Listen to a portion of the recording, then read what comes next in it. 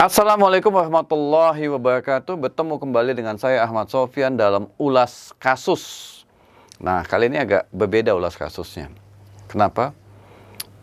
Beberapa hari yang lalu saya dihubungin oleh LBH Jakarta untuk diminta menjadi ahli hukum pidana dalam sidang perkara yang menimpa saudara terdakwa Muhammad Jumhur Hidayat. Sebelum Anda menyaksikannya, saya perlu sedikit review ya, apa perbuatan yang didakwakan oleh jaksa penuntut umum, supaya sahabat-sahabat hukum pidana paling tidak, meskipun sudah membaca di media, paling tidak ya, punya pengetahuan simple ya, punya pengetahuan awal tentang perbuatan yang didakwakan oleh jaksa penuntut umum. Nah, saudara terdakwa Jumhur Hidayat menyebarkan tweet di Twitter. Yang pertama itu, tweetnya itu dibuat tanggal 25 Agustus 2020. Isinya, buruh bersatu tolak Omnibus Law yang akan jadikan Indonesia menjadi bangsa kuli dan terjajah. Kemudian, tweet yang kedua itu berdasarkan surat dakwaan, itu adalah tanggal 7 Oktober 2020. Isinya, undang-undang ini memang untuk primitive investor dari RRC dan pengusaha rakus. Kalau investor beradab, ya seperti di bawah ini. Nah, seperti di bawah ini, beliau itu mengutip dari media yang judulnya 35 investor asing nyatakan keresahannya terhadap pengesahan Undang-Undang Cipta Kerja. Jadi Jumhur Hidayat ini dakwa dengan pasal, ada dua undang-undang. Yang pertama adalah Undang-Undang tahun nomor 1 tahun 1946 tentang peraturan hukum pidana, pasal 14 ayat 1, Jungto pasal 14 ayat 2, ya, atau pasal 15. Itu undang-undang yang pertama. Undang-undang yang kedua adalah Undang-Undang ITE, ya, pasal 28, yaitu menyebarkan informasi yang menimbulkan kebencian, permusuhan terhadap individu atau kelompok yang bermuatan SARA. Nah, supaya sahabat-sahabat hukum pidana memahami tentang apa ulasan saya terhadap pasal 14 ayat 1, 14 ayat 2, dan 15 Undang-Undang 1 tahun 1946, dan bagaimana unsur-unsur pasal itu, serta pasal 28 ayat 2 Undang-Undang 19 2016 tentang ITE, maka simak video keterangan ahli saya dalam kasus ini.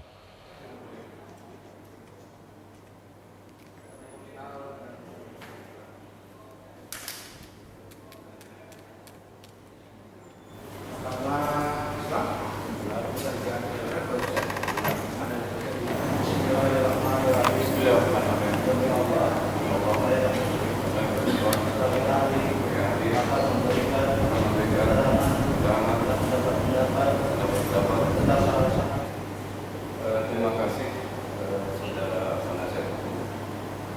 Profesi saya sejak tahun 2009 hingga sekarang sebagai dosen.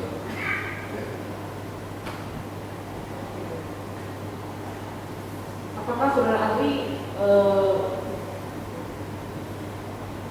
yang mengajar hukum pidana di dalam fakultas hukum di bidang Nusantara yang positif? Ya, saya mengajar hukum pidana, asas-asas hukum pidana, hukum tidak pidana bisnis, ya. Kemudian juga mengikuti penelitian hukum, sistem peradilan pidana untuk program pasca sarjana, dan hukum pidana internasional untuk program pasca sarjana. Ya, apakah saudara ahli mengenal terdakwa Jumhur Hidayat? Ya, saya hanya tahu dari media nama Pak Jumbo, tapi baru kali ini bertemu langsung.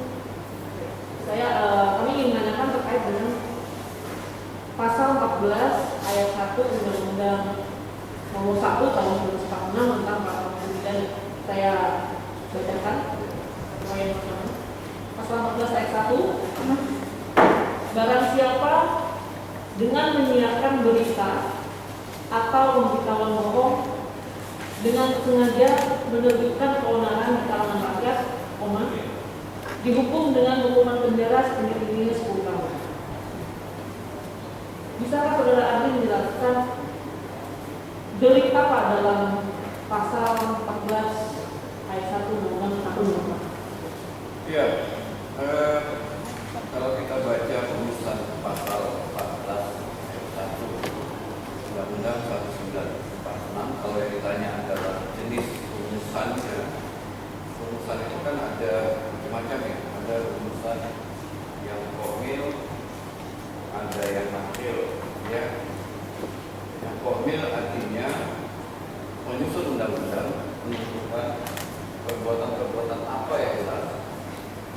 Misalnya 362, barang siapa mengambil barang milik orang lain tanpa hak maksud memiliki. Maka di situ yang dilarang dirumuskan secara formil karena yang dilarang adalah mengambil barang milik orang lain.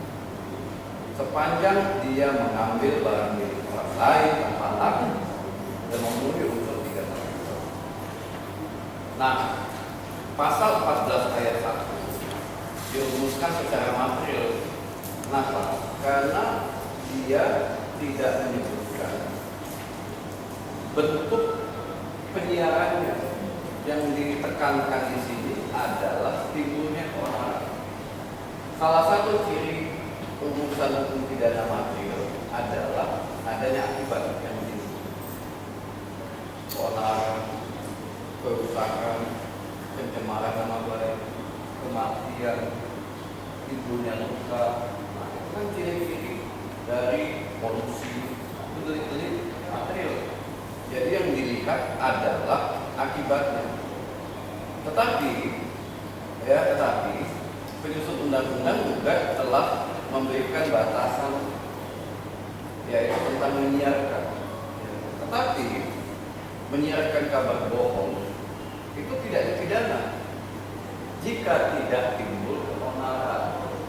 Saya berbohong itu tidak merupakan tindak pidana. Tidak ada norma yang melarang orang yang mempidana orang berbohong. Yang dilarang adalah kabar bohong itu menimbulkan keonaran. Itu perintah pasal 14 ayat 1. Ya. Jadi tidak selamanya menyiarkan kabar bohong itu menimbulkan keonaran. Sepanjang kabar bohong itu menimbulkan keonaran, maka itulah yang tidak. Karena itu harus dijelaskan, harus diinterpretasikan apa itu keonaran, apa itu kabar bohong, ya. Jadi diinterpretasikan apa itu keonaran, apa itu kabar bohong. Apakah mau interpretasi secara tekstual, ya, atau secara objektif tujuannya, atau kita melihat historisnya, apa makna dari rumusan pasal itu sehingga kita bisa memaknai tafsir yang sesungguhnya dari menyebarkan kabar bohong yang menimbulkan keonaran. Jadi kalau saya membaca pasal itu, apalagi itu dibuat pada tahun 1946, kalau kita baca tafsir historis, ya, pada masa itu, ya, timbul keguncangan pancaroba transisional sehingga dibuatlah undang-undang itu pasal yang terpisah dengan KUHP, yang terpisah. Jadi keonaran dalam konteks ini memang tidak disebutkan di dalam Undang-Undang 146. Tapi para ahli pidana berpandangan bahwa itu melebihi dari keguncangan, melebihi dari, bahkan ada yang menyatakan keonaran itu identik dengan huru hara. Huru hara itu berarti ada kekacauan,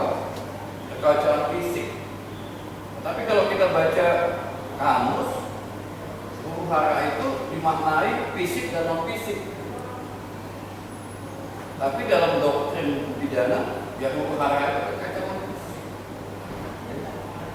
Karena pada waktu itu kita baru merdeka, dibuat pasal itu. Kalau kita baca pasal 1 Undang-Undang 1 tahun 46, itu hanya ada 18 pasal. Pertama tentang bendera, kedua yang dikelompokkan menjadi 3 jenis tindak pidana, tentang bendera, tentang huru hara, dan tentang mata uang. Ya. Nah, bisa dibayangkan bendera, huru hara, mata uang. Ya. Ada 3 dalam undang-undang, dalamnya ada 18 pasal. Ada 3 kelompok kejahatan yang dibuat dalam undang-undang itu yang terpisah dari KUHP. Kenapa mata uang? Waktu itu beredar mata uang Belanda, mata uang Jepang, sehingga kita perlu mendaulatkan rupiah. Anda menyebarkan mata uang Belanda dipidana, memakai mata uang Belanda dan Jepang. Huru hara orang-orang yang menyebabkan kekacauan di dalam republik ini dipidana. Karena ada kelompok-kelompok yang ingin tetap berafiliasi dengan Belanda, menikmati itu. Ya, karena itu Anda ingin berafiliasi dengan Belanda, kami pidana. Kita punya bendera. Anda mau coba-coba mau mengibarkan bendera lain, kami pidana. Nah, ada 3 kelompok. Sebetulnya kalau kita baca Undang-Undang 1 tahun 46. Jadi membaca Undang-Undang 1 tahun 46, walaupun tadi Anda menanyakan pasal 14 ayat 1, ayat 2, dan ada pasal 15, itu tentang kabar bohong, kabar tidak pasti, kabar berkelebihan yang menimbulkan huru hara, berpotensi menimbulkan huru hara. Itu penjelasan saya secara singkat.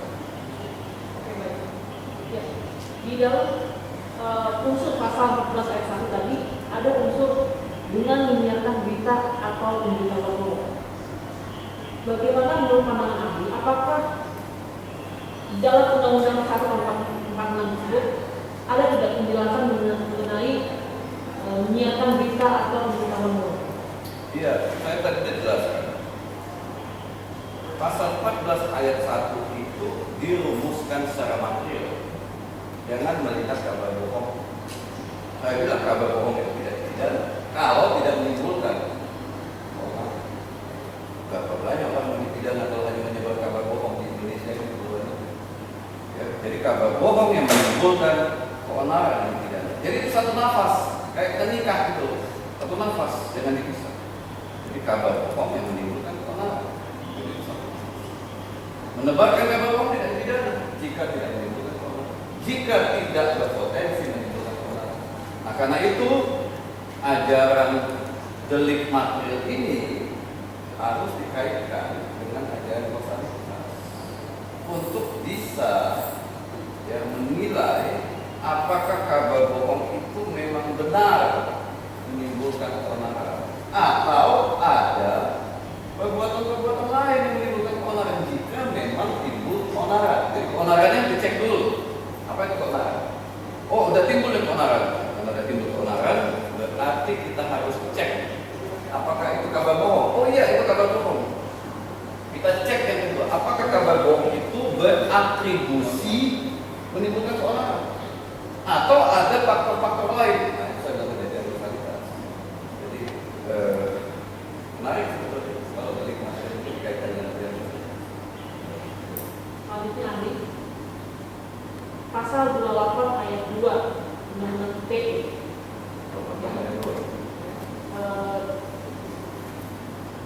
Dengan sengaja tanpa, untuk saya bacakan, dengan sengaja tanpa hak menyebarkan informasi yang ditujukan untuk menimbulkan rasa kebencian atau permusuhan tertentu berdasarkan atas suku, agama, ras, dan antar golongan. Sekarang saudara ahli menjelaskan mengenai unsur-unsur dalam pasal 28 ayat 2. Ya, pasal 28 ini adalah kalau Anda menanyakan jenis rumusannya sama, ada kata-kata menimbulkan. Ya, kata-kata menimbulkan itu adalah ciri dari rumusan material. Ciri menimbulkan rasa kebencian dan permusuhan. Kalau manis, asam masih bisa kita rasakan. Tapi rasa kebencian dan permusuhan gimana mengukur? Setiap harus bisa ukur rasa kebencian dan permusuhan. Apa? Kalau kita minum air dengan gula 3 sendok, airnya cuma 300 ml, ya pasti manis. Bisa kita rasakan. Kita tes 100 orang, pasti merasakan manis. Apalagi orang yang diabetes, pasti merasakan sangat manis. Saya isi garam 3 sendok, 300 ml, pasti merasakan. Orang yang sakit diabetes juga merasakan. Ya, kuahnya umum ya. Ini yang saya sebut tadi, ilmu pengetahuan bisa membuktikan bahwa ada rasa manis atau rasa asam. Nah, rasa kebencian permusuhan ini ditujukan kepada individu atau kelompok dan atau kelompok. Kalau saya pakai tafsirnya putusan yang di Bali, kasusnya, jadi rasa permusuhan dan kebencian ini dibuktikan dengan menghadirkan dokter, sejumlah dokter. Karena ada apa disebutkan bahwa ini adalah antek yang memang wah, itu orang menurut dokter masyarakat ini benci sama kami karena kami dianggap sebagai antek-antek yang dihasilkan itu. Hakim yakin ya, karena dokter tadi itu sudah disumpah. Nah, ukurannya ada. Masyarakat membenci dokter sebagai walaupun tidak semuanya juga ya. Itu mungkin kalau dokter yang lain didatangkan, enggak mungkin masyarakat ini pakai saya ya. Begitu kan. Jadi rasa kebencian dan permusuhan ini sama juga timbulnya luka pada korban. Harus dibuktikan kan isu lukanya besar kan, parah kan, lumpuh. Jadi delik-delik material ini harus bisa dibuktikan akibatnya mati. Ya kan? Hakim akan nanya, gimana saya tahu kalau orang itu mati? Oh yang punya ada tisu kan? Ya kan? Nah, bagaimana hakim tahu telah timbul rasa kebencian dan permusuhan? Karena mensyaratkan timbulnya rasa kebencian dan permusuhan. Jadi sebetulnya pasal 28 ayat 2 ini tidak mudah. Kalau tidak bisa diukur timbulnya rasa kebencian dan permusuhan, ini kan berarti antar individu dalam masyarakat, antar kelompok dalam masyarakat. Jadi individu itu saling bermusuhan, saling gesek-gesekan. Tentu harus dihadirkan ya, sebanyak mungkin individu bahwa telah timbul itu. Karena informasi itu loh. Karena informasi ini hubungan kausalnya karena informasi C1 timbullah permusuhan dan kebencian. Bukan karena informasi C2, C3, C4, C5. Jadi harus dilihat hubungan kausal antara informasi dengan timbulnya rasa kebencian dan permusuhan. Jadi rasa kebencian dan permusuhan harus dicek lalu ditanya, apakah karena informasi C1 itu muncul permusuhan di antara Anda ini? Oh enggak, kami baca dari informasi C2 ketika dokumen kausal. Kalau yang kasus Jering tadi, apakah benar karena informasi yang disebarkan Jering? Oh iya, disebutkan karena informasi.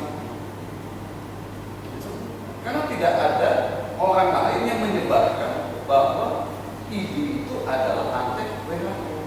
Dia satu-satunya. Jadi memang ada hubungan kausalnya. Meskipun rasa kebencian dan permusuhan ini akhirnya akan diputuskan oleh hakim apakah benar berdasarkan, tentu hakim memutuskan berdasarkan bukti dan dia yakin. Gitu. Ya, sahabat hukum pidana, selain soal unsur-unsur pasal 14 ayat 1, 14 ayat 2, kemudian 15 Undang-Undang 1 tahun 46 serta Undang-Undang ITE pasal 28 ayat 2 jungto pasal 45 huruf A ayat 2 19/2016 tentang ITE, ternyata tim penasehat hukum terdakwa juga menanyakan kepada saya ajaran kausalitas.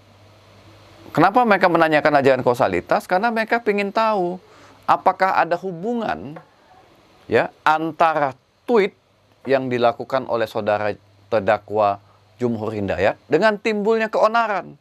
Karena pasal 14, pasal 15 itu adalah menyebar kabar bohong ya yang menimbulkan keonaran atau berpotensi menimbulkan keonaran.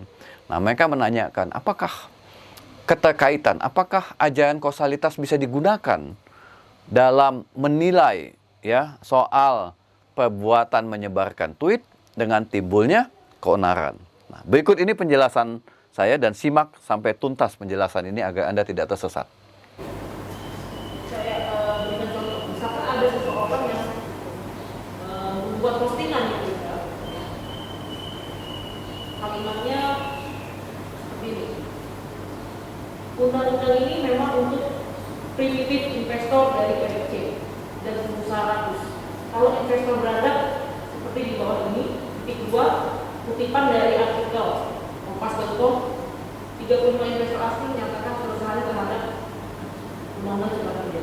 Nah, tadi terkait dengan ajaran kausalitas yang saudara ahli dalami, apakah harus dibuktikan bahwa keonaran tersebut memang dari harus langsung dari para postingan orang ini yang menimbulkan keonaran? Ini Anda nanya keonaran atau rasa kebencian dan kemusuhan? Rasa kebencian, Kita masih pasal 28 kan? iya, rasa kebencian. Oke, jadi rasa kebencian dan permusuhan karena ada postingan dari C1. Saya tidak bicara soal substansinya karena itu bukan bidang saya. Nah, postingan C1 tadi itu bentuk keonarannya apa? Keonaran, jadi saya ikut. Munculnya rasa kebencian dan permusuhannya apa? Apakah kegaduhan di media massa pro dan kontra itu bisa diatribusikan sebagai rasa permusuhan dan kebencian? Menurut saya tidak sampai seperti itu.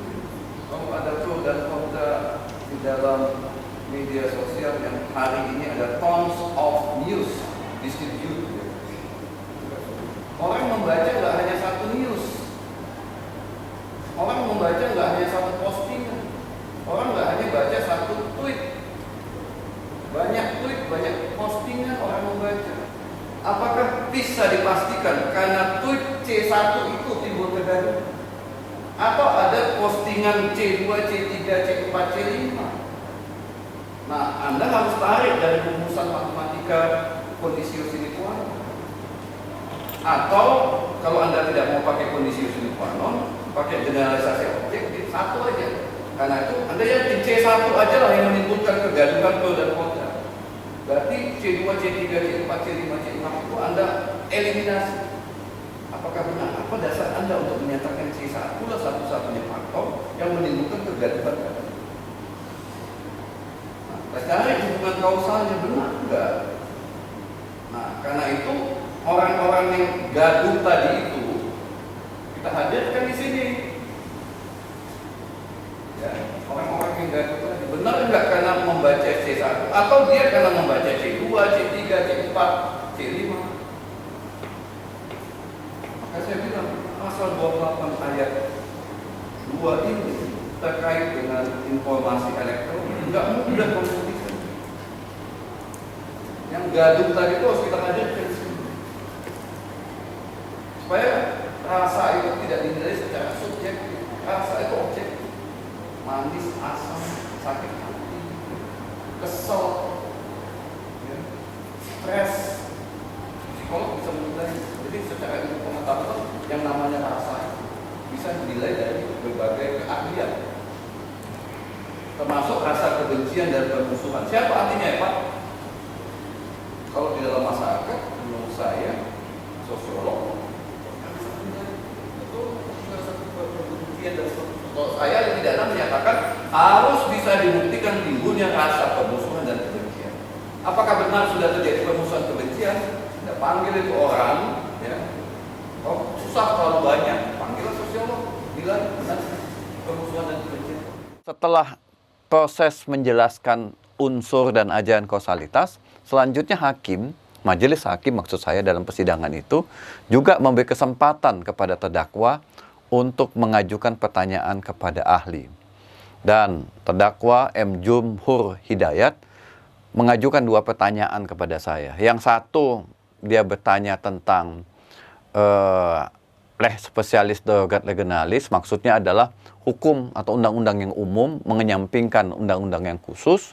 Kemudian juga dia bertanya tentang keonaran yang dimaksud di dalam Undang-Undang 1 tahun 46 itu, apakah termasuk juga kabar bohong yang dimaksudnya menimbulkan keonaran itu juga sebetulnya mengatur atau berkaitan dengan informasi elektronik atau tidak, ya.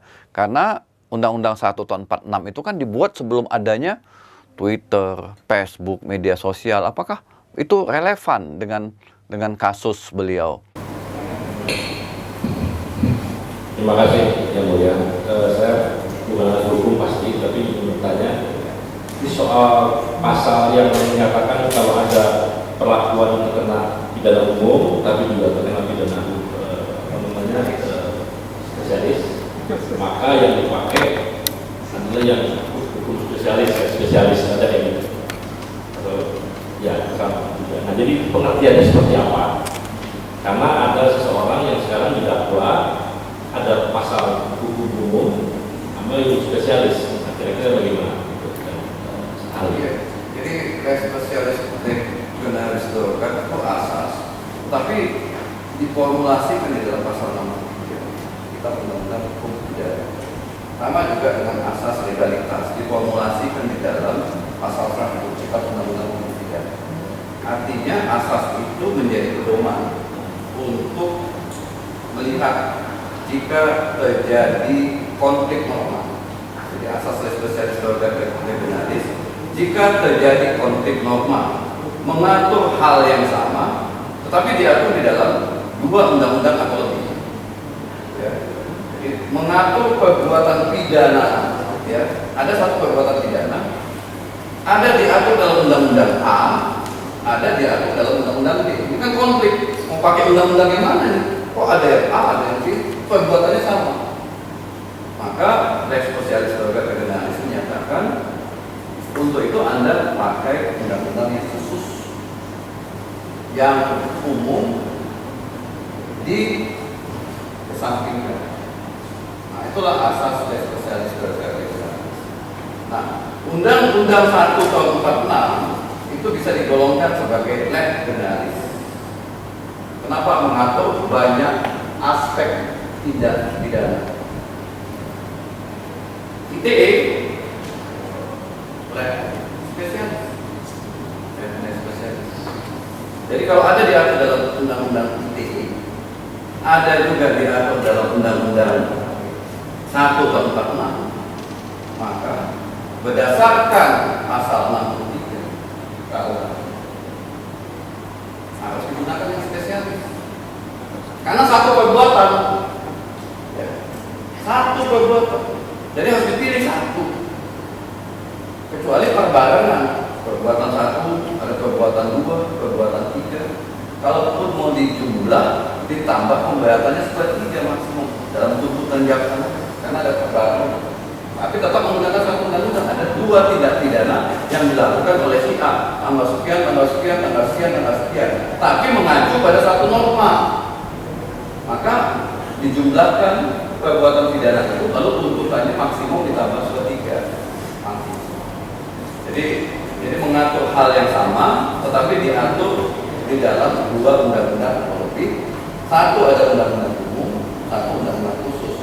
Maka yang dipakai adalah undang-undang khusus, bukan undang-undang umum. Kalau dia pakai undang-undang umum, berarti dia menyalahi asas.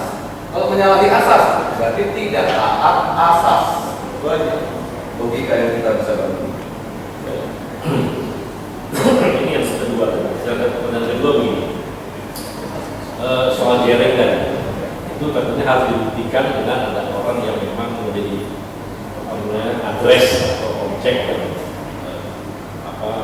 korban dipanggil lah orang dan dia menyatakan dia karena ada tweetan seperti itu dia ada orang yang tidak suka sama dia karena disangka itu dia. Nah, ada satu kasus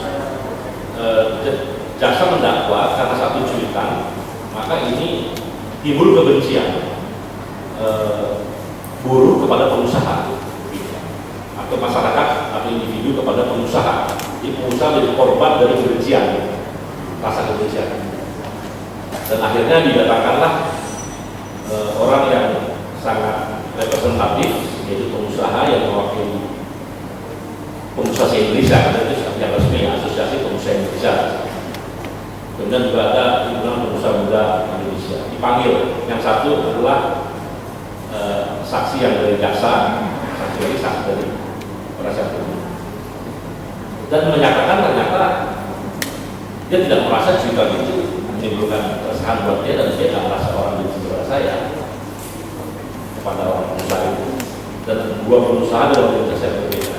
Ini apakah sudah bisa menjadi bukti bahwa sebetulnya tweet seseorang itu tidak menimbulkan kebencian? Iya. Ini analogi dengan dia tidak. Alat bukti yang sah 184 adalah saksi, surat, ahli, petunjuk, mana terdakwa. Kalau kita pakai undang-undang ITE, ngaji pada pasal 5 ayat 1, dokumen dan atau informasi elektronik. Jika mereka dipanggil pengadilan sebagai saksi, tetapi tentu alat bukti itu ada tambahan, ada tiada. Kita kan pembuktiannya tidak pembuktian yang hanya didasarkan pada alat bukti, tambah pembuktiannya. Jadi kalau bapak tanya itu alat bukti, ya itu alat bukti. Nah saksi dihadirkan di pengadilan, disumpah. 184 saksi sebagai alat bukti. Nomor 1 letak. Kalau saya ahli, letaknya nomor 3, nomor 2 ya. Saksi, ahli, surat, petunjuk, dan terdakwa plus dengan dokumen elektronik 6 alat bukti. Jadi, ya itu kan. Baik, saya bagus. Ini ada lagi satu, cuma ini mungkin agak sebetulnya kepolisian atau jaksa itu punya saksi mahkota yang bisa memberatkan saya terkait dengan keonaran. Tapi kebetulan saksi fakta itu, karena dia juga menjadi tersangka karena dia bikin tindakan fisik di lapangan, rusuh, dia ikut di situ. Nah, kemudian dia jadikan saksi mahkota lah kira-kira begitu untuk kayak BAP ada. Tapi kemudian di kasus lain yang sama juga dengan saya, dia bersaksi bahwa dia menimbulkan katakanlah kerusakan itu bukan karena membaca Twitter, karena dia nggak punya Twitter, dia baca Instagram. Tapi kemudian karena tidak tahu apakah disebab akibat itu, karena di situ kesaksiannya seperti itu, kemudian di sidang ini tidak dihadirkan, padahal dia di dalam BAP ada. Nah itu jadi pertanyaan, apakah itu bisa menjadi satu bukti bahwa keonaran itu material, kan harus ada bukti. Kalau nggak ada bukti material, bagaimana? BAP tadi itu surat sebagai alat bukti, ya. BAP tadi itu bisa jadi alat bukti surat. Kenapa? Dia menyatakan bahwa dia melakukan keonaran bukan karena cerita, ya, tapi karena faktor-faktor lain. Itu yang saya sebutkan tadi bahwa keonaran yang timbul bukan karena C1, ya, karena bukan karena perbuatan si C1, tetapi ternyata ada faktor-faktor lain. Nah, faktor-faktor lain itulah yang harus dibuktikan di pengadilan ini, bahwa keonaran yang timbul tadi itu ada faktor lain, bukan C1. Jadi itu juga bisa dijadikan sebagai alat bukti untuk menyatakan bahwa timbulnya keonaran bukan karena perbuatan seseorang, tetapi karena dipengaruhi oleh faktor-faktor lain. Dia membaca IG, menonton TV, macam ya, lalu dia melakukan keonaran. Kalau itu memang dinilai dan bisa dibuktikan bahwa timbulnya keonaran itu dan dia salah satu aktornya menyatakan bukan karena membaca cuitan dari C1, tapi karena membaca IG dari C2.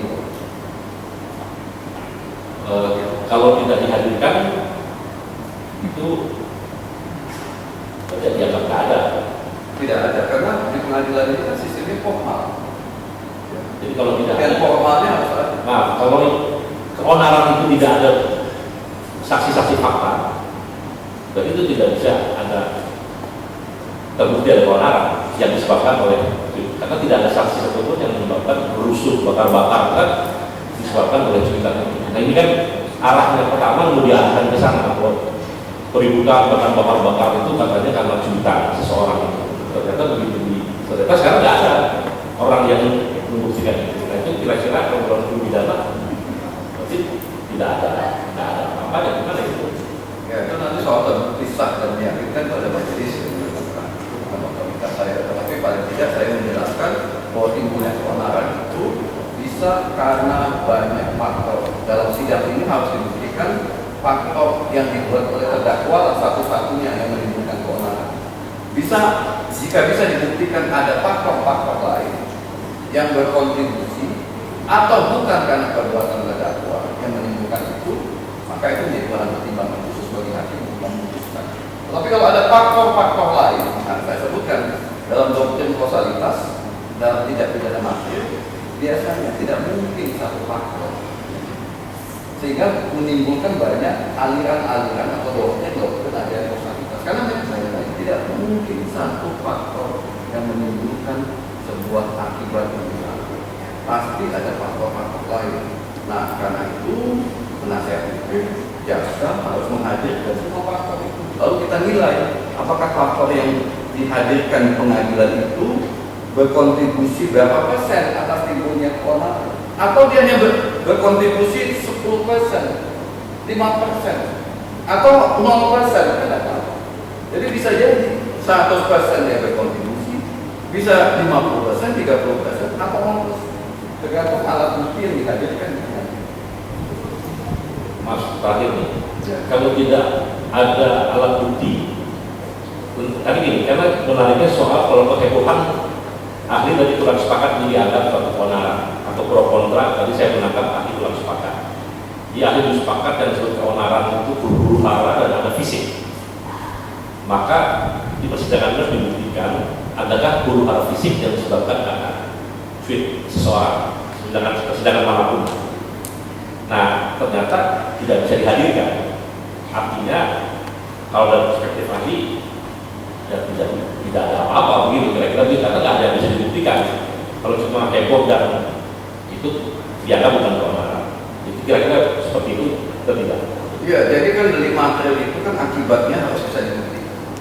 Nah, setelah ada akibat keonaran tadi itu kan paling penting karena delik material. Lalu dicari faktor-faktor yang menimbulkan keonaran tadi itu. Menariknya ke sana. Nah, faktor itu apakah termasuk dalam konteks rumusan pasal 14 ayat 1, ayat 2, atau pasal 15?